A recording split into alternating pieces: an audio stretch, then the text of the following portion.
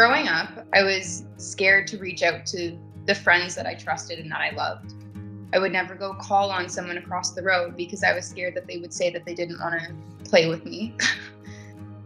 Like if I had any type of rejection, or even if I was just over focusing on someone else's opinion on me, I would go home and I would want to isolate for so long because I was scared that I'd go out and someone else would reject me too. And I was constantly rejecting myself because of that. But years down the road, I noticed that was translating to my social life as a teenager, which I didn't think it would. I just constantly thought, like, I don't see myself being here and being alive in a year. Why am I wasting my time doing all of these things that just stress me out? There was no point. So I stopped. I stopped going to work, and I stopped seeing my friends, and I stopped going to classes, and I was skipping every single class that I had. And one day I woke up and I thought, this is the day that I'm going to end everything. I jumped in a car and I drove half hour down the road, and I drove into a bunch of trees.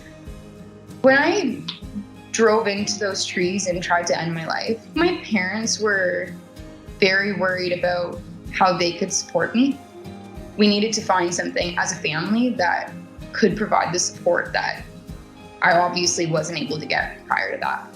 It was very quick. It was a very fast process, and I think that made it a little more scary for me, and it made me a little less willing to open up and actually speak about my emotions and how I was feeling and all of the challenges that I was trying to navigate. And I was supported by a great team of social workers and recreational therapists and psychiatrists, and that support from my treatment team really helped me open up and start actually talking about the things that I didn't even know I felt before I was there. They could understand because it's normal to go through these issues and to have these challenges like depression and anxiety and borderline personality disorder. Even though it might not be spoke about often, it is common.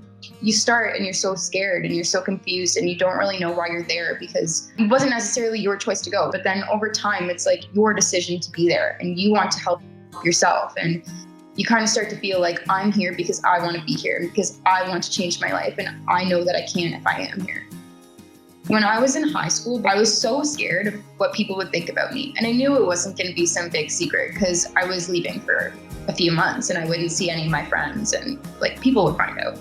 And I was really nervous about that. But when I came home and I started to tell my story publicly to my peers and just the people at my high school, I noticed so many people actually reached out to me because they wanted to ask questions about my experience, because there were so many more people like in my community that needed help or wanted help that wouldn't talk about it had it not been for someone starting the conversation. And now I'm 23 years old. I just graduated from university, my bachelor's of social work, and I cannot wait to be the help that I really needed as a teenager